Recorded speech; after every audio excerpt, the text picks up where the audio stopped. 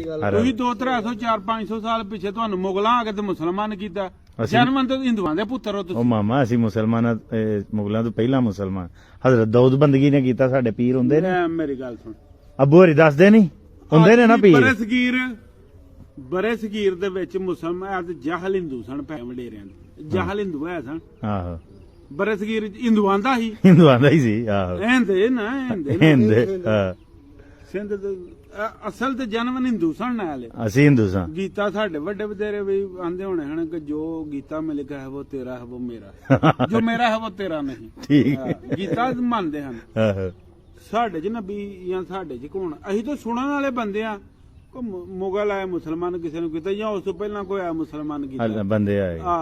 ਹੁਣ ਹਿੰਦੂਆਂ ਨੂੰ ਇਹ ਚੀਜ਼ ਦਾ ਦੁੱਖ ਨਹੀਂ ਹੈ ਦੋਖੇ ਉਹਨਾਂ ਨੂੰ ਕਿ ਪਾਕਿਸਤਾਨ ਤੇ ਹਿੰਦੁਸਤਾਨ ਵੱਖਰਾ ਹੋ ਗਿਆ। ਆਹੋ ਉਹਨਾਂ ਦੇ ਅਸੀਂ ਲਹਤੇ ਜਿਗਰ ਸਾਂ, ਸਾਨੂੰ ਵੱਖਰੇ ਇਸਲਾਮ ਦੀ ਬਣਾ ਤੇ ਅਸੀਂ ਵੱਖਰੇ ਹੋ ਗਏ। ਹਾਂ ਇੱਕ ਮੇਰੀ ਗੱਲ ਸੁਣੀ, ਪਿੱਛੋਂ ਸਾਡੇ ਵੱਡੇ ਵਡੇਰੇ ਇੱਕ ਹੀ ਸਨ।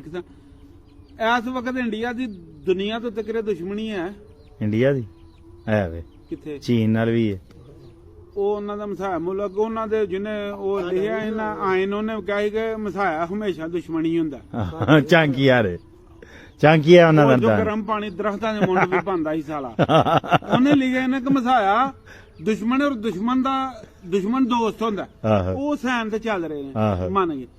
ਲੇਕਿਨ ਚਾਈਨਾ ਵੱਖਰੀ ਕੌਮ ਸੀ, ਅਸੀਂ ਹਿੰਦੁਸਤਾਨ ਵਾਲੇ ਸੇਮ ਸਾਂ। ਸੇਮ ਸਾ ਇੱਥੇ ਤਾਂ ਨਬੀ ਕੋਈ ਆਇਆ ਕੋਈ ਨਹੀਂ। ਆਏ ਨੇ 1,24,000 ਲੰਮੀ ਬਰਾਇਆ ਕਰੇ ਅਰਬਾਂ ਜੀ ਆ ਨਹੀਂ ਇੱਧਰ ਹੀ ਸ਼ਰੀਫ ਵਾਲਾ। ਮੈਂ ਤੈਨੂੰ ਆਜ਼ਮ ਅਲੈਹ ਇਸਲਾਮ ਦਾ ਪੁੱਤਰ ਲਿਖ ਕੇ ਤੈਨੂੰ ਤਾਂ ਖੜਿਆ ਬਾਜ ਆਜ਼ਮ ਅਲੈਹ ਇਸਲਾਮ ਦੁਨੀਆ ਤੋਂ ਲੱਖਾਂ ਸਾਲ ਪਹਿਲਾਂ ਤੁਰ ਗਏ। ਉਹਦਾ ਪੁੱਤਰ ਇੱਥੇ ਕਿਹਾ ਉਹ ਕਹਿੰਦਾ ਇੱਥੇ ਇਸਲਾਮ ਹੀ ਨਹੀਂ ਸੀ।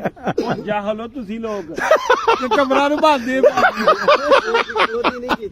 ਆਜ਼ਮ ਅਲੈਹ ਇਸਲਾਮ ਦੇ ਪੁੱਤਰ ਲਿਖੀ ਹੈ। ਆਜ਼ਮ ਅਲੈਹ ਇਸਲਾਮ ਦੁਨੀਆ ਤੋਂ ਅਰਬਾਂ ਸਾਲ ਪਹਿਲਾਂ ਟੁਰ ਗਿਆ, ਕਰੋੜਾਂ ਨਹੀਂ ਅਰਬਾਂ ਸਾਲ। ਆਜ਼ਮ ਅਲੈਹ ਇਸਲਾਮ ਅਰਬਾਂ ਸਾਲ ਪਹਿਲਾਂ ਦਾ ਗਏ।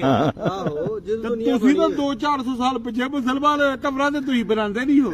ਉਹ ਦੇਵੇ ਚੁੱਕ ਜਾ ਗਿਆ ਜਿਹੜਾ ਉਸਤਾਦ ਦਾ ਪੁਆਇੰਟ ਬੜਾ ਵੱਧ ਹੈ ਕਿ ਕਬਰਾਂ ਤੇ ਅਸੀਂ ਬਣਾਉਂਦੇ ਨਹੀਂ। ਜਵਾਬ ਦੇ ਇਸਲਾਮ ਤੇ